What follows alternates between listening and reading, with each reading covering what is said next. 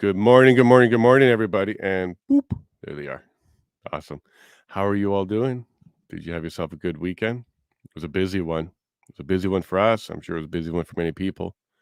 It was a good weekend. The good part of the weekend is I got to connect on this special app for people incarcerated in Alberta. So I was able to hook up with Chris, and Jerry. It's kind of neat because when I got in there was already a message from Jerry saying hi. And he gave me a bit of a story of, using his Vaseline in his hair and getting coconut oil and tanning. And it was kind of neat. Like, I've yet to meet the guy, but there was a message from him and I got to read it and got to respond to him. I got to tell you, I'm a tech guy, right? Write software, big applications. I do lots and lots of tech stuff. I'm a back end guy. I do the server side, the cloud side, the really complicated things. And then I tie that all together with user interfaces on the front end. I'm telling you this only because how difficult it was to use that app for me. How to add money, how to figure out which way to go, which one to do, which package to buy. I actually incorrectly did it.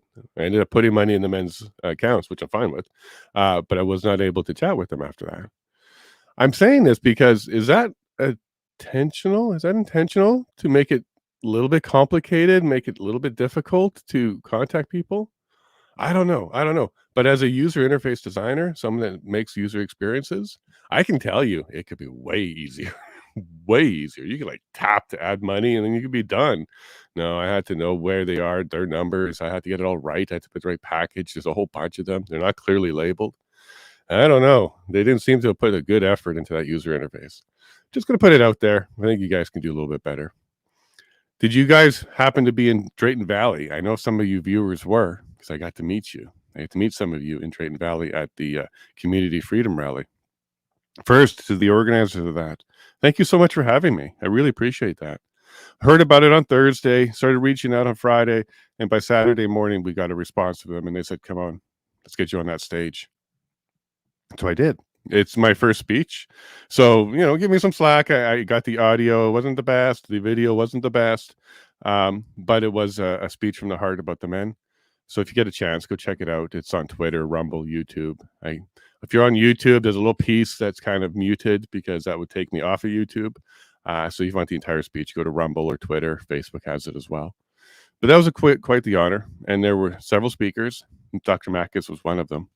And there was also a lawyer there from Drayton Valley who was given a good speech about how this doesn't seem right. And he was talking about Josh Alexander, about Josh's plight through the Christian school with the trans stuff. If you haven't seen that, I have an interview with Josh.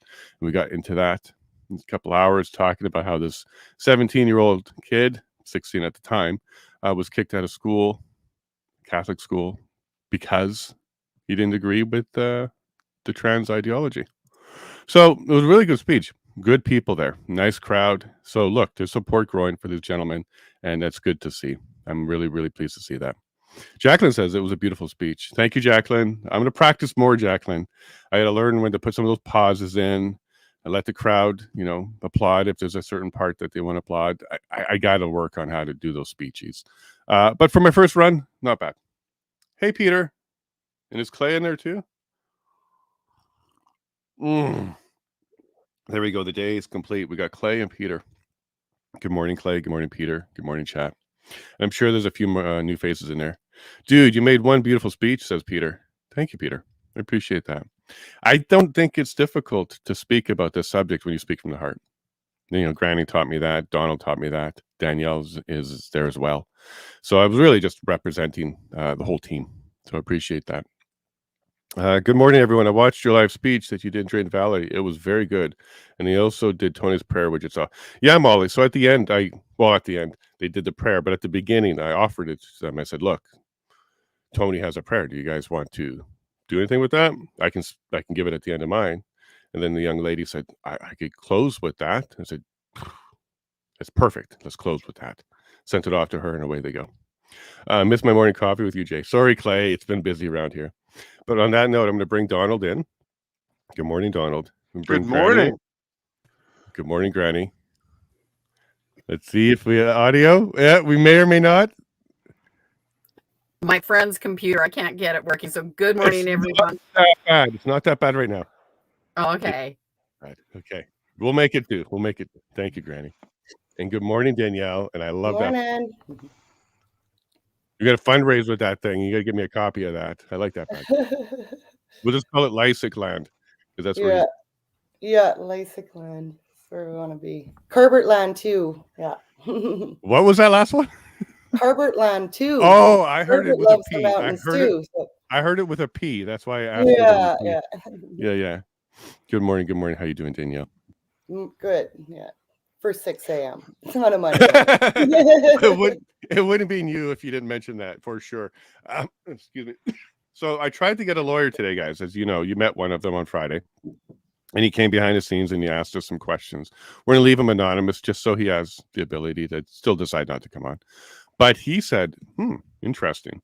He wanted a couple pieces of information around the lawyers, and he wants to give them a call and start looking into this. So that was exciting.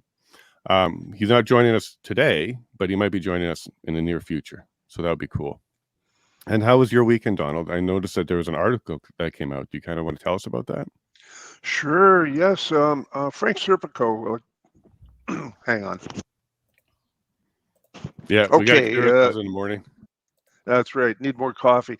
So, famed NYPD detective Frank Serpico, as in the book and is in the movie with Al Pacino playing him. He and I talk once in a while, and so he reached out to me and made a comment about one of my articles about Detective Helen Gruce, the Ottawa police officer, who was charged with an unauthorized investigation into whether there's a potential connection between the mRNA gene injection therapies, normally called vaccines, and the sudden deaths of 9 infants in the Ottawa area.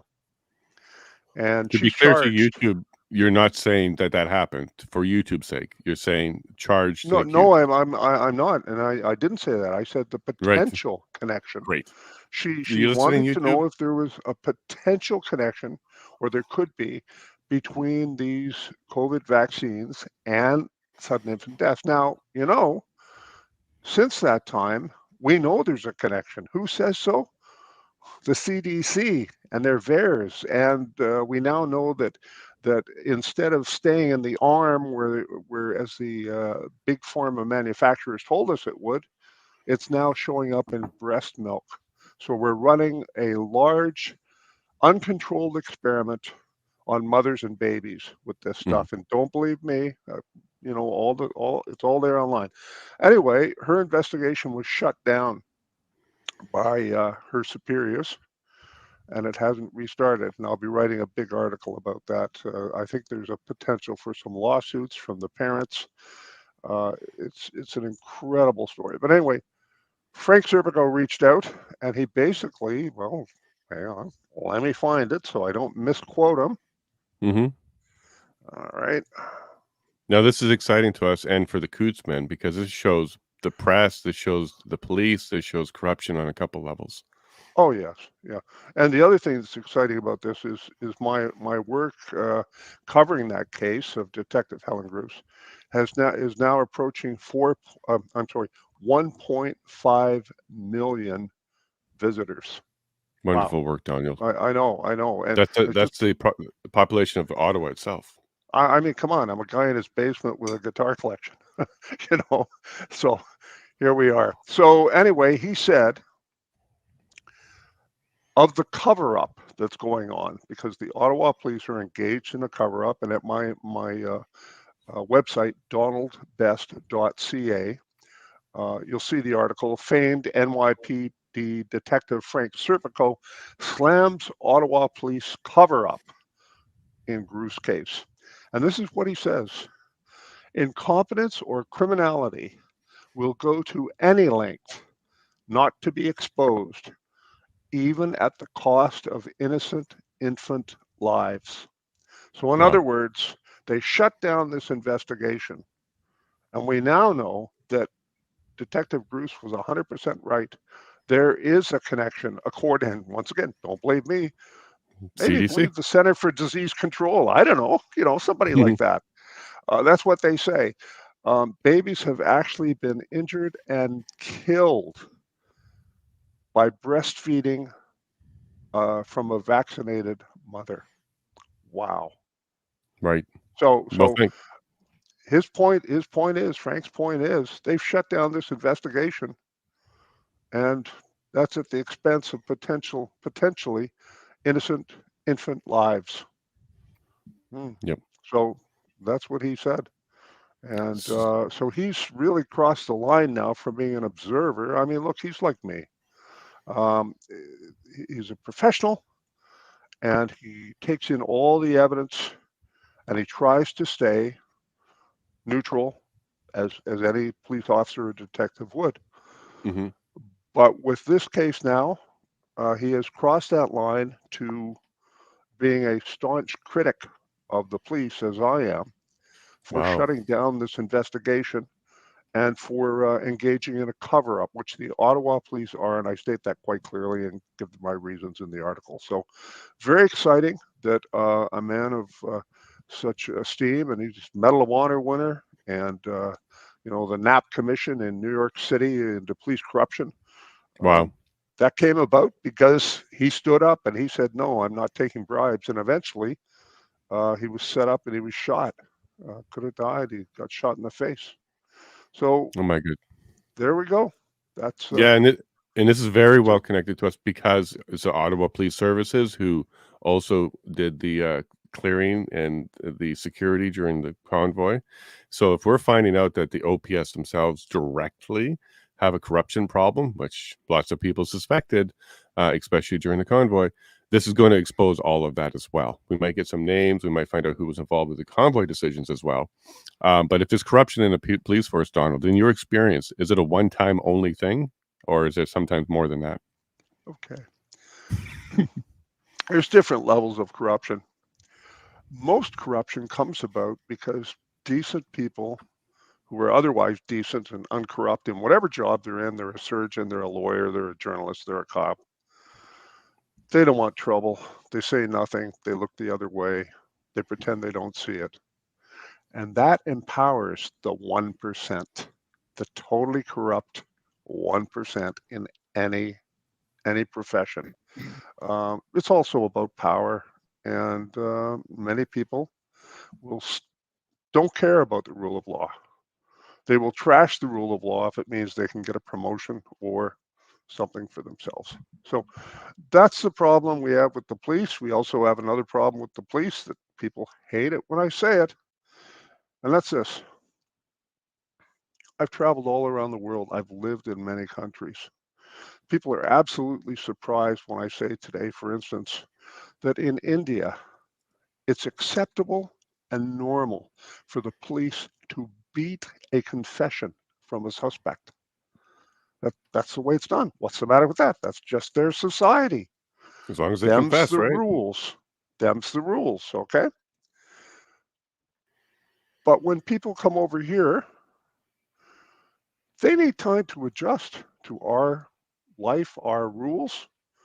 But now in Canada, you don't have to be a citizen to be a police officer. So we have police officers from other countries, and I worked with them when I was a copper. We have them coming from, but then there was sort of a period where there was a transition. Now, we literally have people coming from other countries with a permanent residence certificate, and mere weeks after arriving in Canada, they're applying for a police job and they're getting it. That's something to think about. Different standards out there, folks. Okay, so now now that you're exposing this corruption in Ottawa Police Services and you're helping us on this, what else are you working on? Just so I can kind of understand, because it seems like you're really busy on finding all this types of corruption. Are you working on anything else at this time that you can share, or you're pretty busy right now? Because you're a retired guy, aren't you, Donald? Ha! Retired. I've never been so busy in my life. I've got a couple of things on the go right now. And one of the big things I have is that the law societies of Canada should not be empowered to investigate themselves. And they are. They investigate themselves.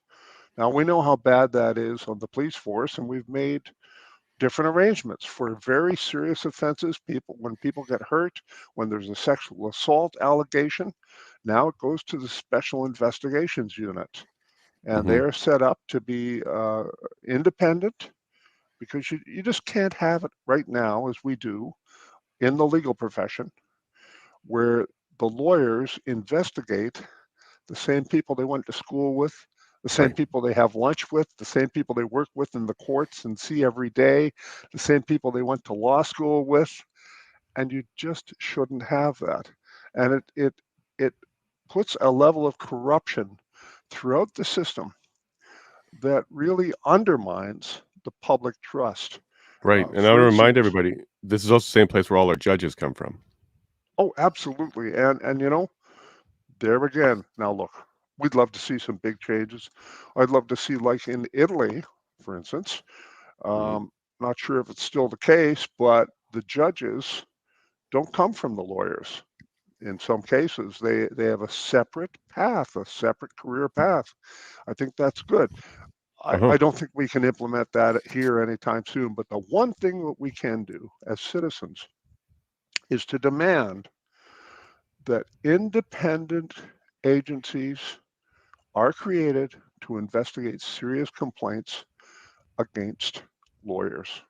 And it's the same with judges. Believe me, I've put in 3 complaints in my life, 2 about lawyers, 1 about judge. They were all corrupt. It's all proven.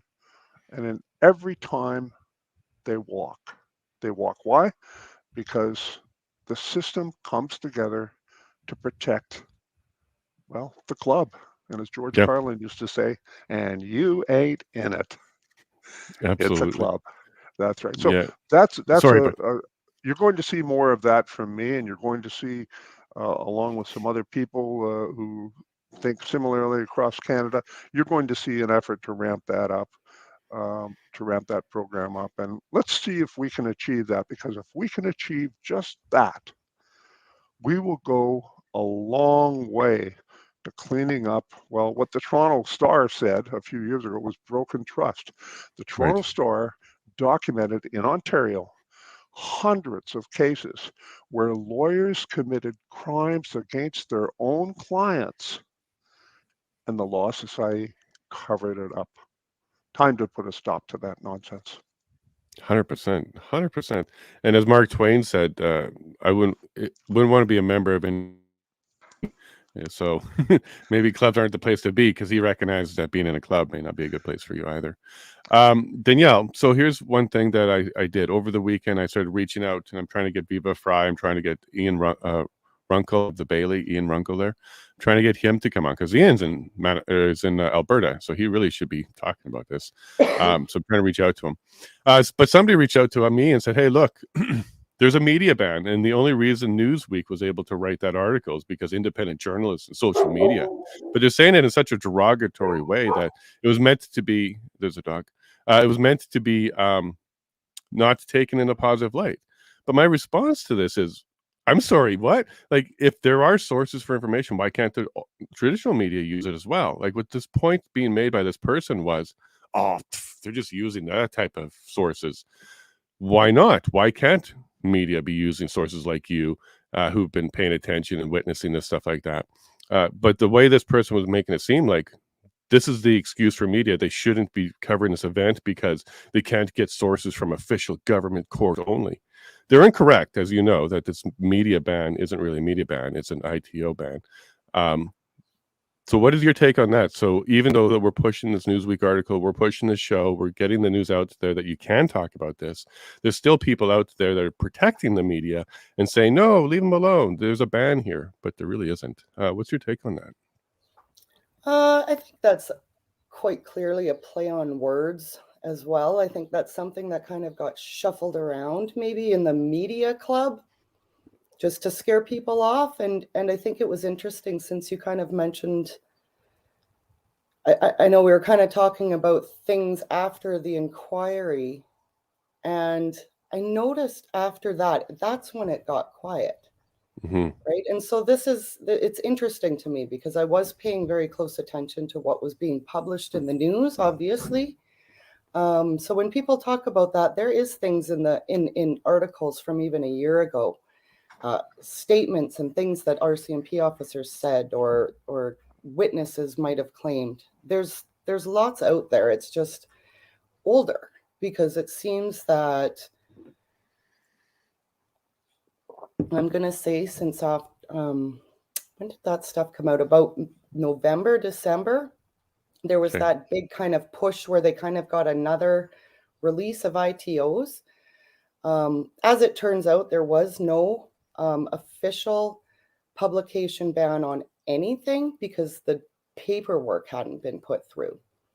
So technically, we found this out in the hearings. Technically, there was no publication ban on paper. The media was of the understanding that it had been put through, but it was brought up in court that, when we did look back into this, none of this was actually finalized in the court system. So technically, all of it was up for grabs the whole time. So, and then there's still stuff like I say, it's all about the ITOs and the information in those ITOs. So there's a funny excuse, and I think Granny can attest. In the first few days when they were kind of doing the media, the publication ban hearing, there were a few reporters there. And as the days went on and as it became more apparent that, the ITOs were probably not going to be released, there wasn't a bunch more juice. It was interesting. Those reporters didn't come back. Like they were there maybe for what, Granny, like the first few days, I think. Yeah, as long as they were talking, like they were doing the media ban, and like you said, they even extended the media seating by a whole bench. That's where I was getting at. To back up the people away from where they could see the guys a little bit closer. You'd think you still want to be there to listen. There might have been one on that online camera thing. I don't know. But you'd think you'd still want to pay attention, but they just left. They had nothing to do with it. Well, that to me speaks volumes. And I'm talking nobody was there. Where was Rebel? Where was Western Standard? Where was everybody? There was nobody. Absolutely. And Dr. Mack has actually mentioned this in his speech, not related to our Coutts boys, but Dr. Mack has said the exact same thing about the vaccine stuff. He said Western Standard, Rebel News, and True North are not talking. They're ignoring him. So he's out there as well, pushing the same three concerns that these guys are not really covering the media at all. Danielle, do you want to finish up there? Yeah. And I guess too, I was going to, like we were kind of touching on before, the first day of that media ban hearing, Jackie Scantlebury, so I guess it was Lethbridge Herald. I might be wrong on that. It's early, but it was between her and I anyway. They put something out. They were the only ones that first day. Or maybe it was even the day before. Coutts boys back in court, right? And kind of just a very brief statement about, but the title was Coutts boys trial, and they were calling it a trial. And they had a reporter sitting in there all day. So I of course wrote them right away, and I'm like, this isn't a trial. It's important for people to know that they don't have a trial on the dates. Right. That this is what it is. And they did change it.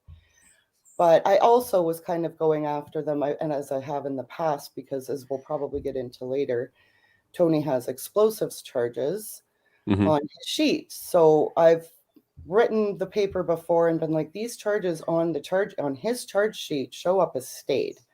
So please obtain a copy of that and start reporting properly on that topic, right? Like it hasn't been in the past, and that's been a bit of an issue. And she responded with, due to the publication ban, again, we can't get any information. She said the last time we were able to get a charge sheet from Alberta courts was when it was still an active charge. So that would have been quite some time ago. I believe I saw that on his charge sheet like around Christmas time. So she's trying to tell me that due to the publication ban, even the Alberta court system won't give them information, which they usually have access to. And I'm trying to tell her, I'm like, okay, well, we're actively in the publication ban hearing as I'm writing you. So I'm not sure which publication ban you're speaking of, right? And I was like, the only other ones we know of are from the fall. And so I was trying to get her to kind of clarify, and I said, you know, we're not even going to get a ruling on this hearing probably until next week. So again, like, I'm not really sure what publication ban you're speaking of. Right. So Did they provide a copy of one? Did you ask for that? No, they seem to be. I didn't know. Yeah, ask for that, because they may have something different to than me when the questions got harder. So yeah, that happens. that happens. You know, it just happens. So you know, there's 3 unanswered questions sitting on hold right now with her, so it's a little harder to keep going, but good question. Yeah, because if they can show us what they believe is a publication ban, it might end up being something different than we're aware of. That's what I'm kind of hoping. Maybe they'll accidentally disclose the Government of Canada media email or something, because what we have access to, which is in the court, like you said, you were physically sitting there during the actual hearing. That's as good as it gets when it comes to getting that information. So other than that publication ban from the defense, not from the Crown, we don't have anything else. And that particular ruling or decision by the judge is very clear. It's on certain ITOs and certain parts of ITOs and nothing more. That's why the public is there, and that's why the media section is still there in that courtroom. Donald, you mentioned a couple things here. You don't think the media could even do a show like this, but they have access to the same thing we do, and I'm sure they could have done something like you did and write an article. They could have actually covered parts of it. They could have dug into the remand system in Alberta and talked about that. They could have talked about so many different subjects related to this that they're not even touching. Like not even touching. Like, why are they not touching this whole bail thing? 500, and we're now in 19 days with no bail. That's itself could be a story that no publication ban would be touching. So why aren't they touching anything around this? Well, there's a couple of things. First of all, let's talk why they don't talk about the bail. It's a decided story. These are terrorists. Okay, that's the way it is. They wouldn't be in jail if they weren't guilty of something. I mean, you know the attitude. I'm being facetious here, but this is, and that very much drives the journalists. Now, don't forget. Let's be a little kinder to the journalists, professional journalists. I know plenty of them, and things have changed. Things have changed an awful lot, and it's interesting because independent journalists like us are the only ones doing long form stories and research. We're really it. All the media right now, first of all, they've laid off hundreds and hundreds of professional journalists.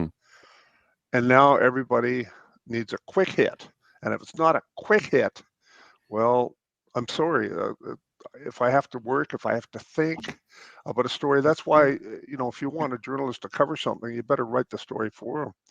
Right. I know one professional journalist. I'm not going to say who she is and where she's working, but she's required to put out 5 stories a day. Oh, wow. 5 stories a day. Well, that's virtually an impossibility. I could, you know, it's just the way it is. Long form, like we're doing, covering something in depth as we've been doing for weeks here. That's why independent media is on the way up, and the club, good old boys media, propaganda media, are failing every way. I hardly read anything from the mainstream media anymore, really, unless I've got a couple of favorite journalists.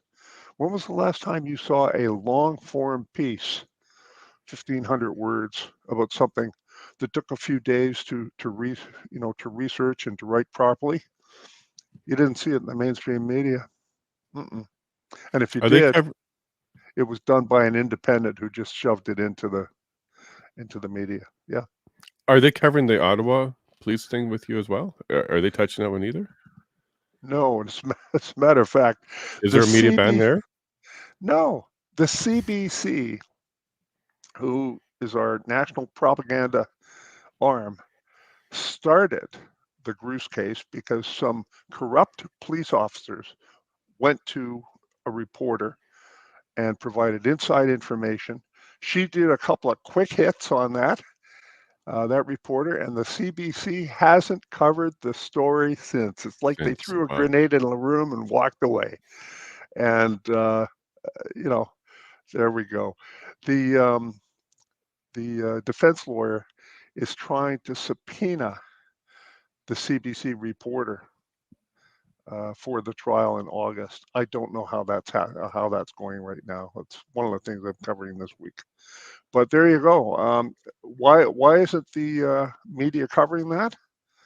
Well, could it have anything to do with the fact that it's exposing a danger of the vaccines and pregnant women breastfeeding? Could that be it?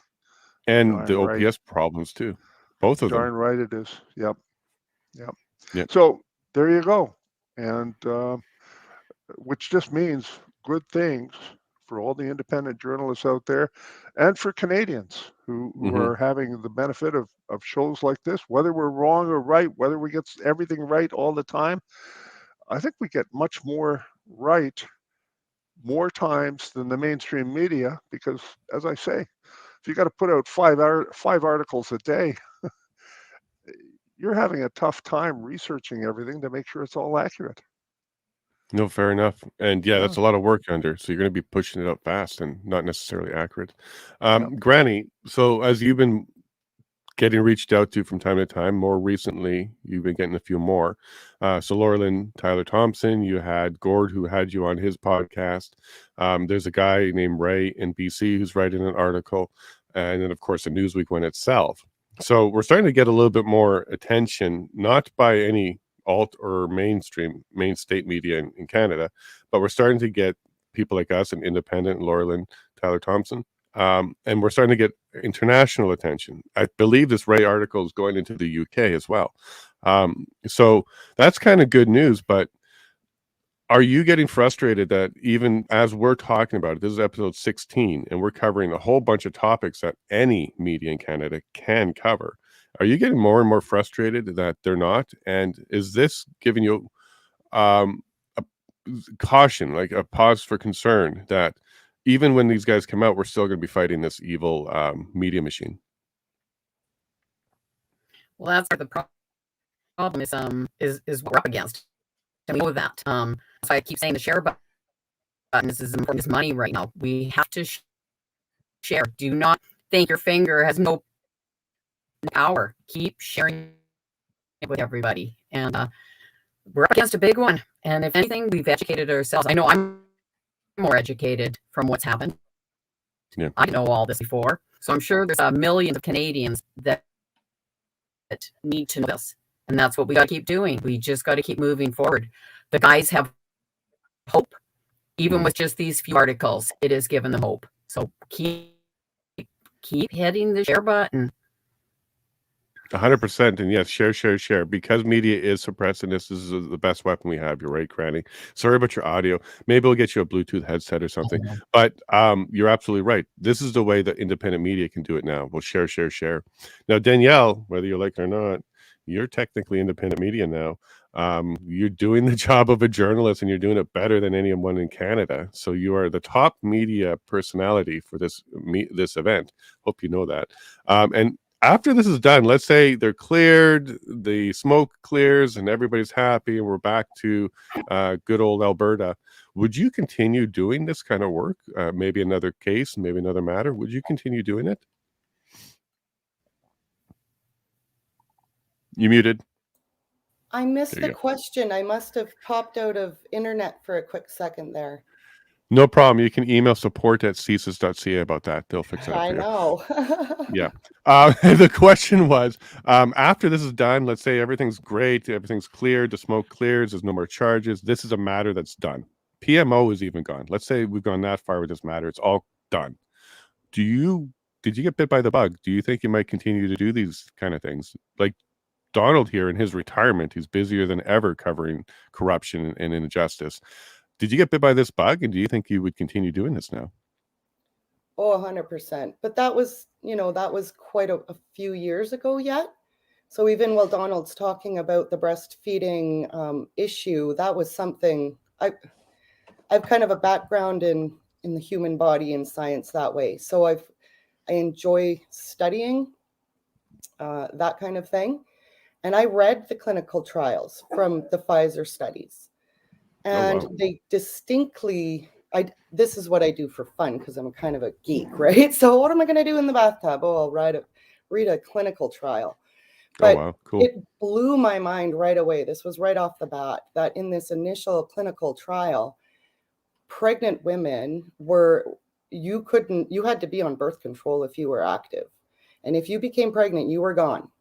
You were not allowed to breastfeed. And it actually stated that there was shedding in the breast milk. It states it in the clinical trial for the Pfizer study. You are not to be breastfeeding. You are not to be pregnant or anywhere near getting pregnant. And at the same time, that went out and they still promoted pregnant women. They didn't put that information out into the public. There were pregnant women, and this thing hadn't even been like emergency use FDA at that point. So, and then I got a little offended when I was being called the crazy one, because you're just like, please read this. Like, please look at this, somebody, right? But nobody was putting it out there. Not many people were actually reading these clinical trials to see. At first I was like, an 8-week clinical trial? That's insane. Like, that's not how science works. That's just impossible. So then you see these little blurps throughout it about pregnancy and breastfeeding and the reasons why you shouldn't be breastfeeding with it. I mean, you hope that you're wrong, and you keep hoping that you're wrong, right? But then it's really hard years down the road when I'm hearing things that Donald's speaking about, like, how do you stop? Like, this is not just about the Coutts Four, right? It never really was. At first for me, it was about helping Tony's mom. And of course, then things snowballed in that regard. But I've been doing this for years as well, right? Trying to get information out to the public and not, everyone, who are you? You're not an expert. And I'm like, I don't have to be. This is right in front of your face. This is a clinical trial with highlighted information that you're absolutely refusing to look at, right? So I don't know. I guess we kind of struggle knowing where to end it with some people too, because sometimes you're just like,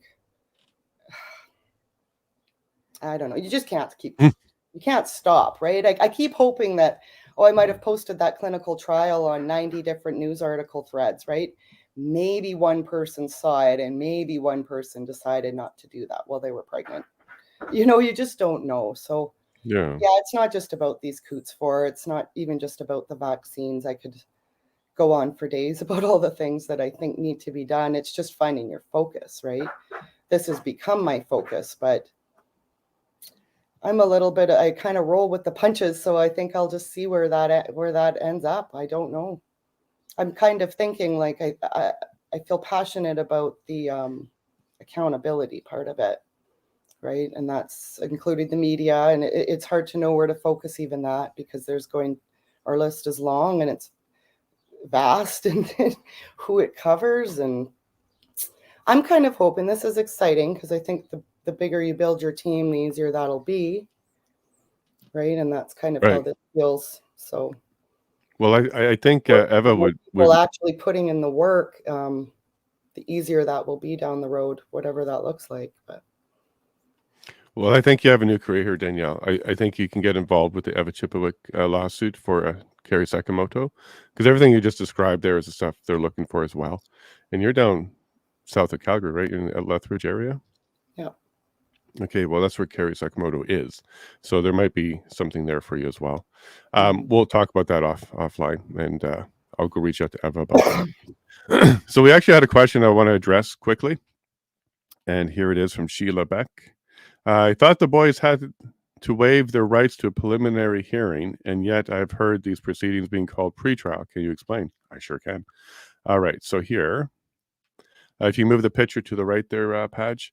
So a preliminary hearing in Canada, and don't get confused because there's American definitions and all that kind of stuff. So we have to make sure we're using the Canadian definition. So it's a preliminary inquiry, and it's a hearing that's held by the court to determine if there's enough evidence to justify a trial. The hearing is held for indictable offenses only, which are the serious ones. Summary are the not serious ones. Misdemeanors in the States would be summaries here. Indictable would be far more serious. During the hearing, the Crown Attorney may call witnesses to give evidence. The hearing is an opportunity for the defense to evaluate the case against the accused. All right, so what we're saying here is the preliminary hearing is just a hearing to determine whether or not it should move forward. That's it. What we're in right now, which is referred to sometimes as pretrial motions and stuff like that, these are just getting the issues that could be applied for addressed before trial. So before trial, there's going to be a whole bunch of issues that they have to work out.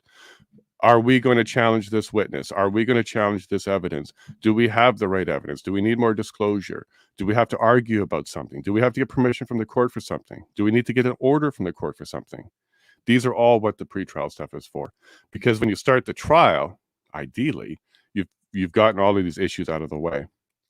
That's what that part is. It's not a preliminary inquiry. A preliminary inquiry is, do we have enough to move forward?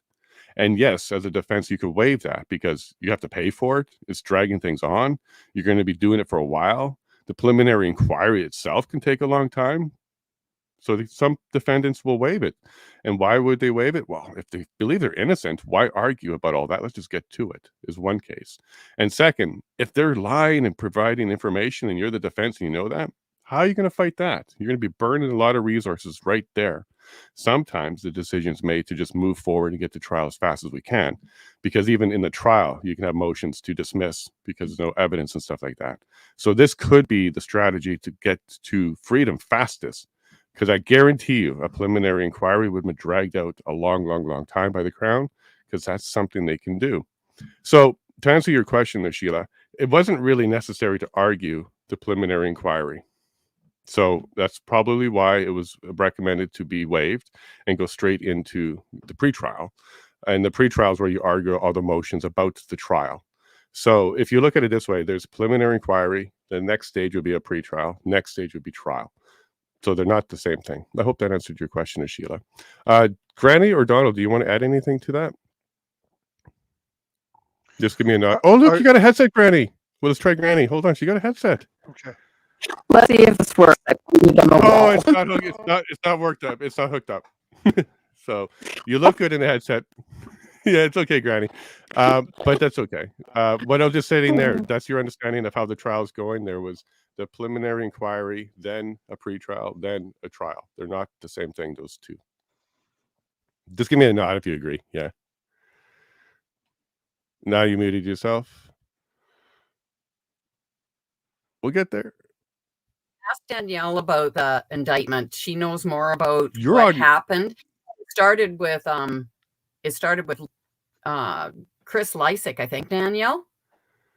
Okay, we'll go to Danielle, but your audio got great all of a sudden, so that's wonderful. Yes, Chris Lysick's lawyer at the time had convinced him that it was in his best interest to waive the preliminary. He said it would get him to trial faster, and Chris believed him. So, I mean, at the time, I think he could have I think a good lawyer could have looked down the line and gone, this is going to drag out anyway. I don't know. I have a hard time with that one. I believe that all of this, even though it would have been drug out and everything, I believe all of what we're going through right now should have been happening a year ago. So Chris Lysick was, that kind of happened with him. And then shortly after, they were direct indicted, which we kind of believe, because now they're all direct indicted and they've all been grouped together. They've all waived their preliminary. We're still trying to kind of figure out how that worked, because there was co-accused.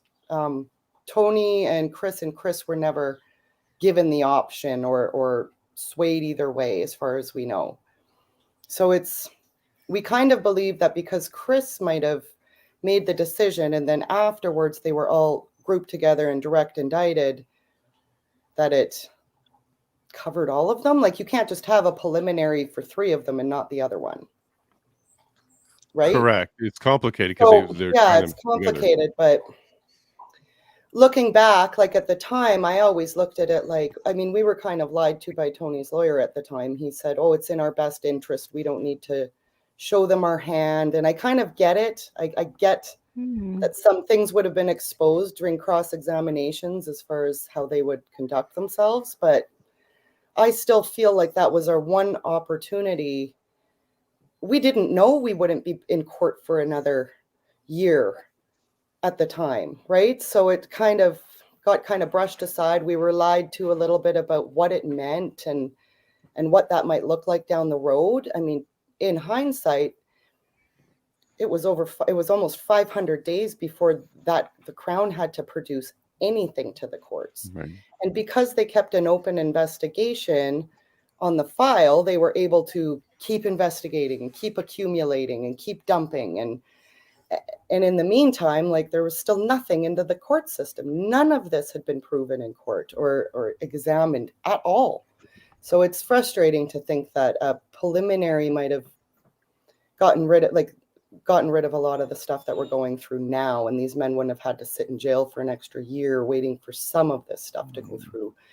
I mean, I believe back then, I don't think they would have had enough to go through to trial. They have a lot more since then. So it's gotten a lot harder because now there's that much more applications to be made and everything. There was 15 applications going into this, the pretrial motions. 15 originally, and it is up to, I think, 56. Oh, wow. So, I mean, that's what I mean about last year. We would have been better off doing, 2 weeks here, 2 weeks there, peppered out, and not starting that now. We truly feel they're trying as hard as they can to inch over that Jordan Act line, because then nothing gets exposed.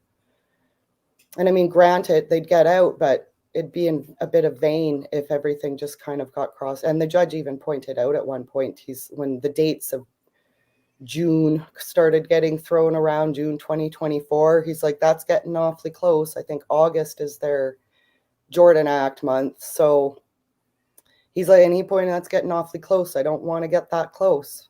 But that's been our fear all along, is that in order to not get exposed, it might get to that point. Whereas if we were doing this a year ago, it'd been harder for them.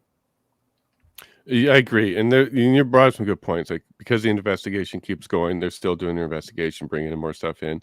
But I'm trying to put my mind in the mindset of the defense attorney at the time. You weren't getting good information out of the Crown. They weren't giving evidence. I don't think they were getting the taps and stuff at that point. You said 500 days before we started to get the disclosure. So, Donald, I'm going to turn to you on this one too, because if you are looking at this and you're a defense attorney and you're used to dealing with, a claim against or an accusation against somebody, normally you go through the process of getting the disclosure, and the Crown's pretty happy to say, here's what we got on this guy or gal, and go ahead and move with it. But this wasn't normal. There was nothing normal about this one at all from the very, very, very beginning.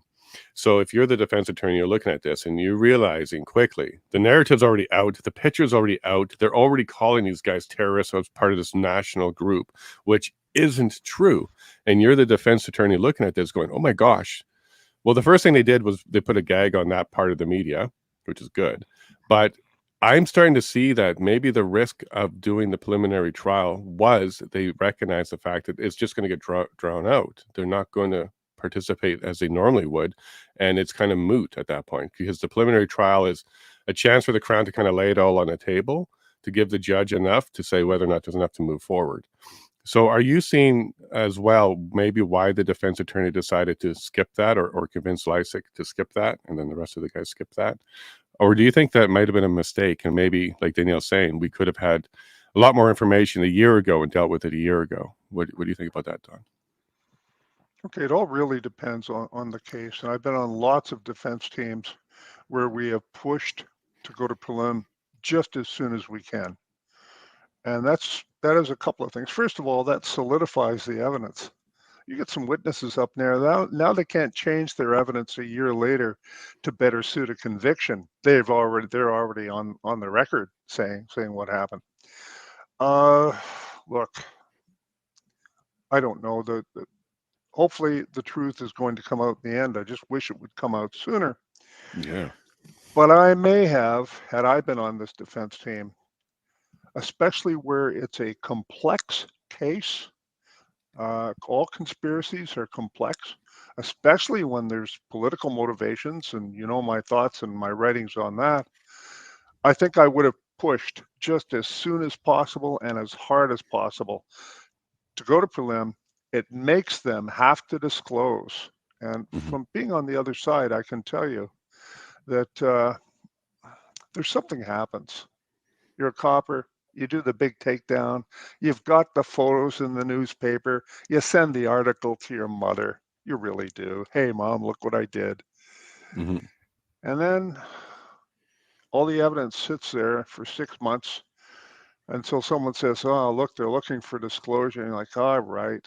And then you're going, well, where's this piece? Where's that piece? Or you now realize that you're missing a piece. There's something that you should have done to block off one of the defense moves. They're going to claim that they borrowed the car and the drugs were in the car.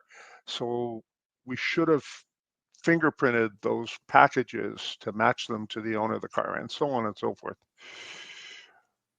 To really push early on, then you find the prosecution sometimes makes mistakes. You find that sometimes they don't have the case they thought they did.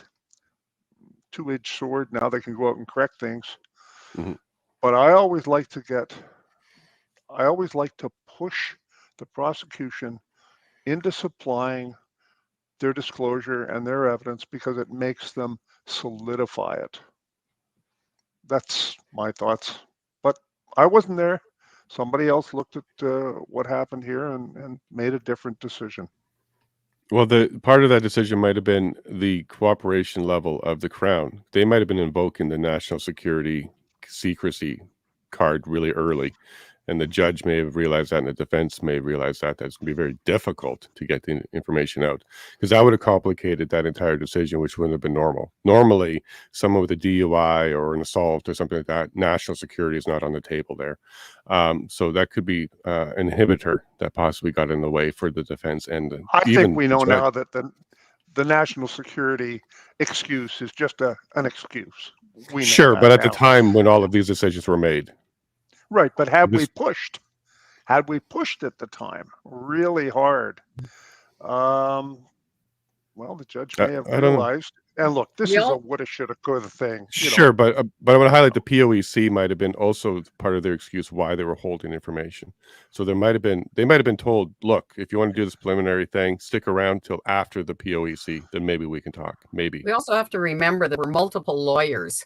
Like, these aren't the original lawyers. Jerry's the only one that has the original lawyer. So these guys are confused. They're scared. They've got all these lawyers coming in, coming out. Like, from what I've heard, Chris Carbert's original lawyer was outside doing a CBC interview or something like that, dissing Chris, and then went in and defended him. He was soon fired after that. So these guys were up against so much and so much confusion. And the lawyers were not helping. Like Chris Lysick's original lawyer back then told him, I don't look at the disclosure until 3 months before trial, and you don't need to see it. Chris never even saw his disclosure till, what was it, January, February of 2023? And that original lawyer took $30,000+ and to date has not given him an invoice. And Chris is too scared to ask for it because he doesn't want any trouble. Let me speak about this. Let me speak about these lawyers.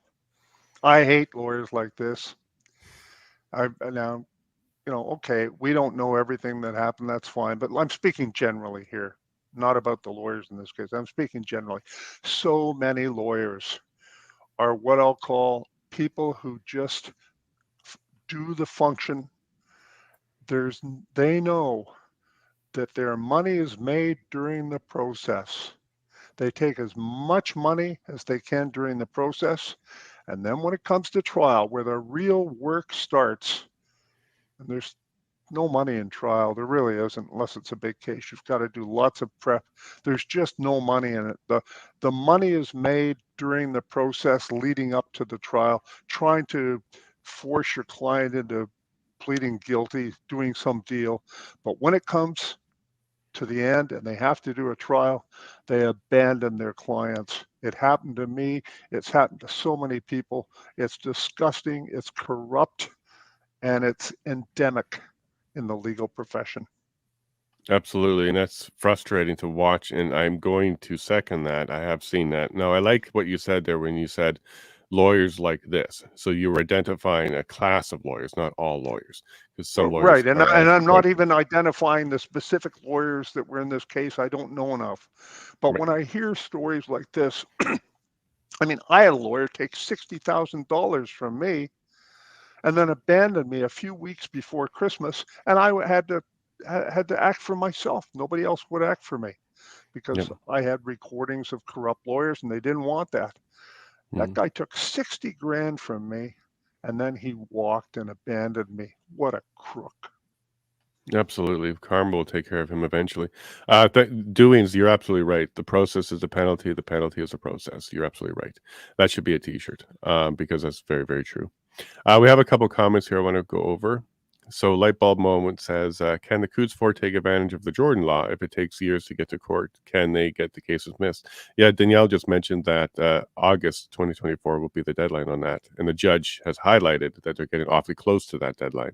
So the answer would be yes, if they go past that deadline. But it looks like everybody's aware of it, and they're trying to make sure they get in before that deadline. But yes, Lightbulb will pay attention to that. Danielle, you want to add anything to that comment? Or is Just you're good? again that we believe it's important that they just don't walk out and it's allowed to be kind of said, oh, due to technicality, due to all of the disclosure and Right. all of the that's how they'll play it out, right? And that's what we're worried about, is that it gives them an opportunity to nothing's exposed, and it gives them an opportunity to just blame the overwhelmingness of evidence against them on them getting out, right? And then everybody will be mad at the system, and we just hope that it doesn't get that way. We actually do hope that we need the truth to come out, and they Right. need to walk on an innocent verdict is what we want. So You know what? You bring up an 30 excellent months is 30 months is too long. Like, the Jordan Act was put in place to be humane. 18 months for a summary and 30 months for this. Like, anybody in this country's son could get put away for 30 months before getting proven innocent. Actually, and that's in place to be humane. Like, not in a remand set, not unless our remand centers are completely reformed to accommodate that. And even then, not without a preliminary, not without any of that. So I understand that it's in there to sound like it's a right, and then they've got their bases covered. But it's 30 months, isn't it? When it's somebody that and people and families that you're dealing with, 30 months is an eternity. It's been an eternity already. So that's not humane. The conditions that they live in, it's not humane. You're 100% right. And the whole lawyer fiasco. I mean, everybody walks on eggshells knowing, because we've watched it happen to one another. We call it the switch, when all of a sudden your lawyer is just all of a sudden not really working for you anymore for whatever reason. And you either are firing them and watching your money walk out the door, and then you do it again. And it could happen at any time. So it's that element of insecurity, I think, has been probably one of the biggest obstacles when it comes to the lawyers. Is, we all none of us had any history in much of all of this to know that. You kind of just think, oh, they're gonna do what's best for me. You kind of had that naiveness about it, I guess, that they're doing their job because they love their job, and you're paying them a lot of money to do a really good job. But then you kind of find out that's not necessarily the case. So, and then you have to keep forking money out and forking money out and forking money out into a system that you're losing trust in. So we have a lot of confidence with the team that's there right now, but that's not necessarily been the case, and nobody's walking around 100% confident either in that regard. So we're well aware. We pay up on time because we don't want to give them an excuse that way. On our end anyway, we make sure, because that bill just keeps growing and growing and growing on Tony's part. So we've got it. We keep on top of it because we're well aware that what happens. It happened with this lawyer that convinced Chris Lysak to waive his preliminary. One day he just said, you pay me up by the end of the month or I'm done. And he had no choice. Like, he was lawyer shopping at Christmas time. I get you. And you bring up. Sorry, you bring up a really good point that makes me nervous, that the Crown, and you're right, because we basically have to prove them innocent so we can clear their names. If for some reason it gets dropped, or like you said, a technicality, then of course the media is going to be saying they're still guilty. They just got off. And that's what everybody's going to say. So we need to clear this up. So I agree with you on that front, that it's probably best to get to a trial at this stage. We don't really want it dropped because you'll never have that answer. I think you're right about that, Danielle. Now, there's a couple more comments that came up here I just want to address. Jacqueline, which is the wife of Jerry, so she knows what's going on here. Chris L's original lawyer was trying to convince the other lawyers to quit as well. That's scary to hear, Jacqueline. And it sounds like there might be some work to do around these lawyers later. And it's tough to do that mid-trial or before trial. It's tough. Dare D says, or Dare, nice name, Dare. Got there. Granny, weren't the original lawyers rather famous in Alberta for taking on high-profile cases? Let's name names. Now, I know you guys have an accountability list, and I'm sure there's a couple lawyers on that list. But are you able to name names, or were any of them high-profile? Because I don't know that answer. Right now, I don't think that can be priority. Our priority needs to be the man. We don't have energy or time or resources to do that. Like, it's easy to see a shiny object and away we go. I've got blinders on. It's these four men. Nothing else can matter right now, because that's huge all on its own. And right now we need to raise awareness for these guys. We need to raise money for these guys. We're trying to get out to the public. We're in an echo chamber as it is. People like myself and people like you that are watching out there, you got to get uncomfortable. If you want to fix the system, get uncomfortable. And I understand, if it was easy, we'd all be doing it. People see me out and they think, oh, well, grandma's doing it. Grandma needs help. We all need help. The four of us, there's four of us. We need people to get uncomfortable. Step forward. You'll survive. I am. And I focus on this. I dedicate my life to this. But you got to get uncomfortable, everyone, if you want to fix this. Absolutely. And Alex Cabanas said that, or was it? No, it was Greg Arcade who said that.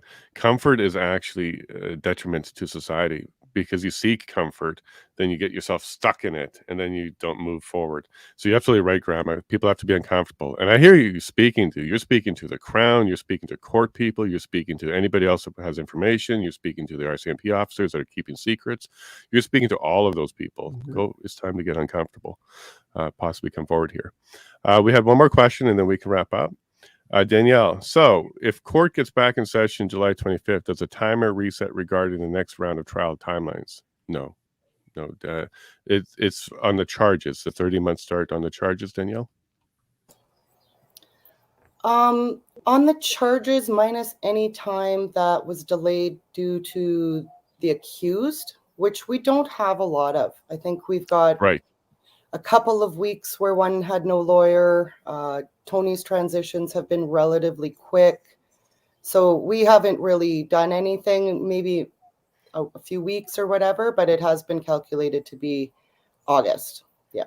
August, you're right. If something changes, I mean, if say one of the lawyers quits before one of the applications and things get delayed or something like that happens, we'd have to fire a lawyer, or it would have to be our fault kind of thing. But fingers crossed. I mean, that's what the Jordan Act is a little bit funky. I mean, if you end up without counsel and need to spend a few months searching for counsel, you're technically off the books. Correct. It's your fault. Those months don't count, right? So it could potentially go on longer than that, for sure. Correct. And you bring up a good point that people should understand. It's not 30 months from the charges, like you said, minus any delays from the defense, because that could become a tactic for defense just to wait it out. That's why that's not part of that. So the 30 months are only the accumulated time that the Crown has created from the time of charges, right? Yes. Okay, cool. Well, thanks for clarifying that. I think it's important for people to understand. And that's why that August thing can move. It could be September, October, depending on what's going on with the defense side of things. We do have set dates for all of the application dates moving forward. So we've got the July dates, and then there's some beginning of November, like if needed. those times have been peppered out throughout until next May, June, when the trial is on the books for. So there is things scheduled, and it doesn't bump anything farther down the line. I think that's what the question was. Like, I think, yeah. Okay. Yep. Cool. So you want to wrap up and say goodbye, and I'll go to Donald and Granny. Yeah, I think that was interesting, especially about talking about the old lawyers and everything. That was something that I went through with Chris's mom, a while back when we kind of started looking into that lawyer, like Belfadura. I'm going to name names. They were high-end lawyers. You think you pay a good top dollar for a lawyer, and then, whoa, So, but then when we were going through it, we got a lot of advice after the fact. Oh, you should do this and you should have done that to that lawyer. There's no like ruler in the sky in the court that comes down and says, you broke the rule, lawyer. No, you have to go and hire a prosecutor and go after a lawyer. And you're not doing that. We don't have the capacity for that. And so I think that's something, that's why it's, like you say, it's going to come. And that's why there's a list. And I guess if people want to start helping around with that, there's lots of work to be done, I think, on the sides as far as doing those types of things, getting the ball rolling. Granny and I have had this talk, like a lot of, one of the problems with kind of a little bit more exposure is there's a lot of advice getting thrown our way. And I've kind of come to the conclusion, I've started to tell people, I'm like, instead of like, don't assume we haven't uncovered every rock, right? Like the advice, we can't just be given advice. We don't have time to be trying to kind of figure out, like even Ian Runkle was thrown at us a while back, and Granny's put in so much work to try to get Ian's attention and people to get Ian's attention, and it didn't get any. And we had, we had Vets for Freedom. Oh yeah, we'll get you Ian Runkle right away. And then no. How about present us with an opportunity? You go do all the work. You set up the phone calls. You make sure that person wants to talk to us in the first place. You do all the background checking on that organization, all of it. You do the work. You get a little team together and you do the work. And when it's packaged up nice for us, that we can just easily make those decisions and have those communications with the right people. And it's our preliminary, like you do that.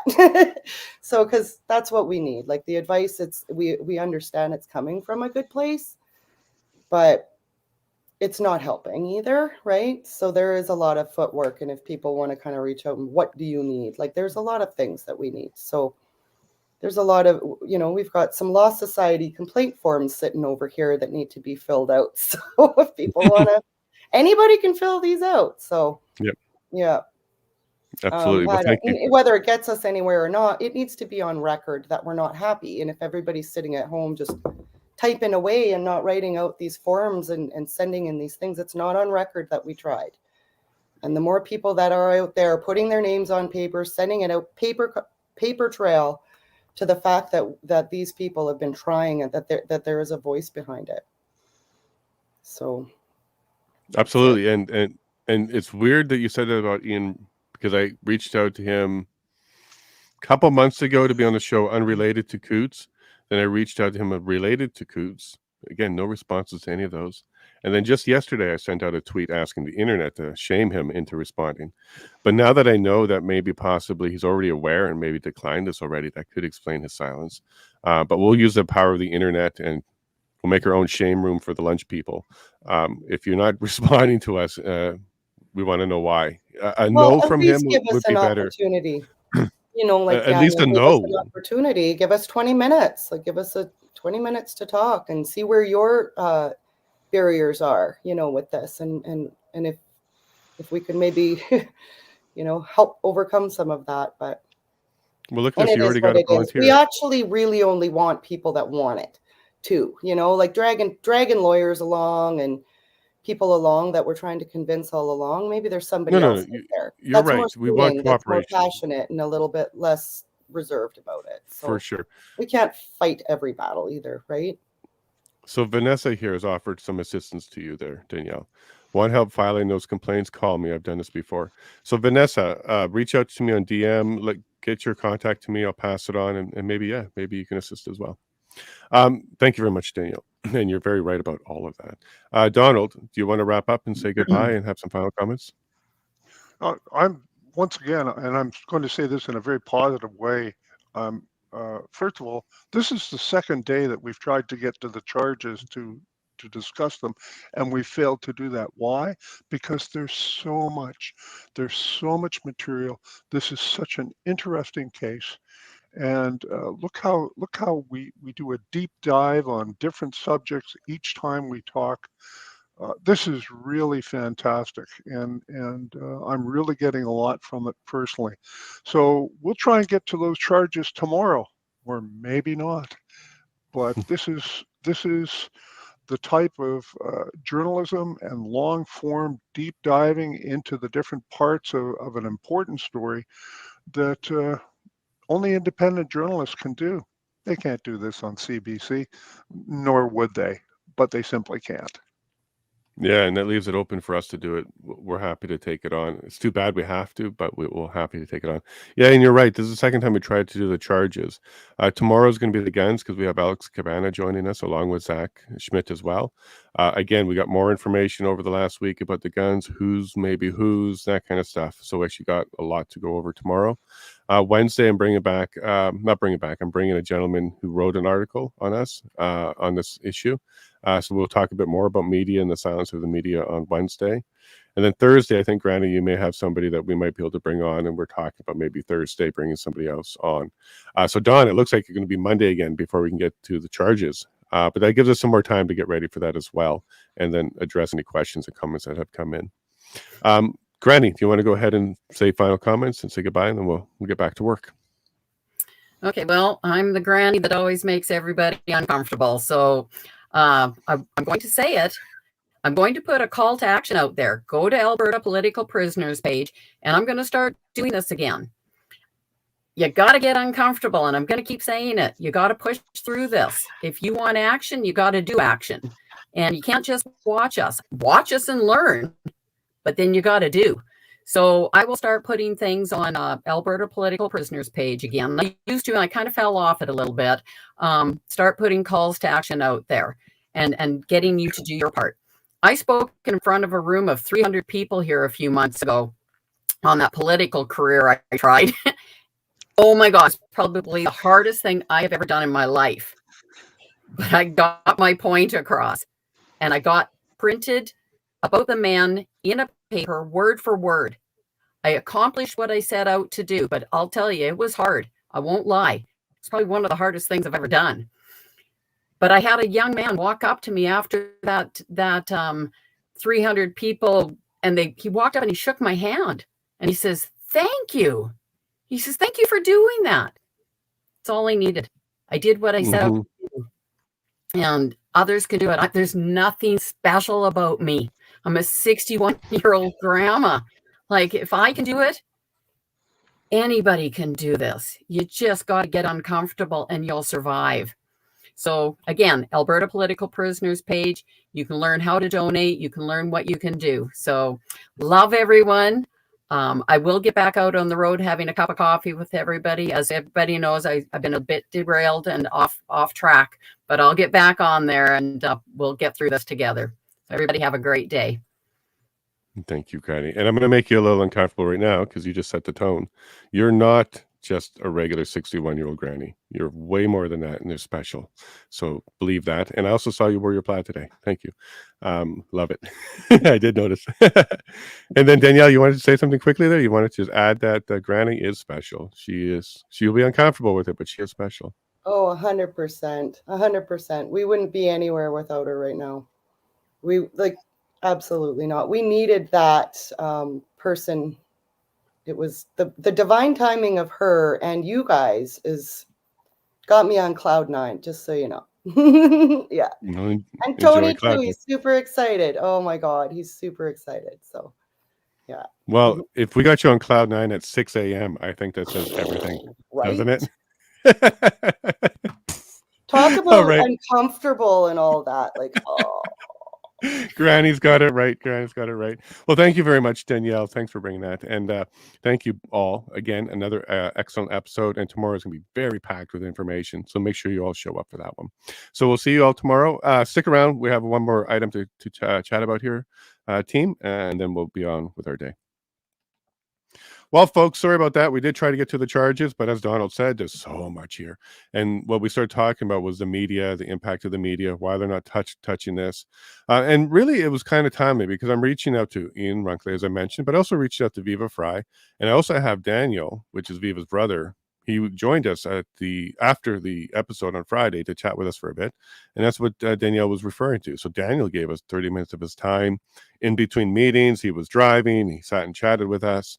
This is what we're looking for. So if you're a lawyer, Ian, Viva, and you can help, and I don't mean help the men directly in their defense, I mean help bring attention to it, help make us understand, help bring us the right laws, help us understand the charges a little bit better. We're not looking for you to free the men. We're looking for you to free the information. Okay, lawyers out there? I even spoke to a gentleman just yesterday, local lawyer. He said yes, but then ghosted me. So I'm going to try and reach out to him as well.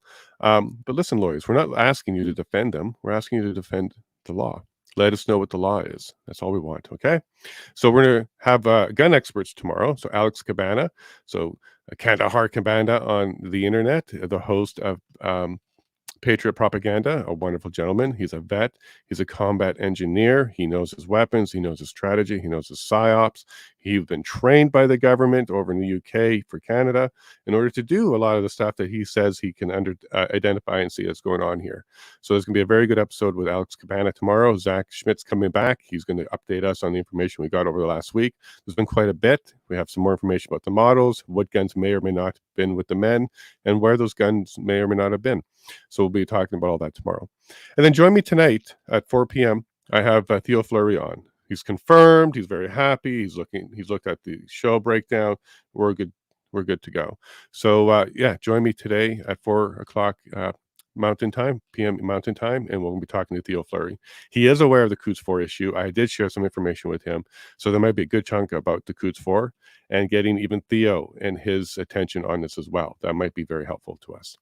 So thank you all very much for joining me today. And if I met you over the weekend, thank you for shaking my hand. I really appreciated that. And to those that I didn't get the chance to shake the hand, I'll try again. We'll be out in Drayton Valley again. We'll be seeing a lot more of each other. So thank you all very much. I love you all. This has been a great episode. Granny, Danielle, Donald, you're rocking it. I appreciate it. I'm going to speak to you again shortly. Thank you all very much. Love you. And God bless.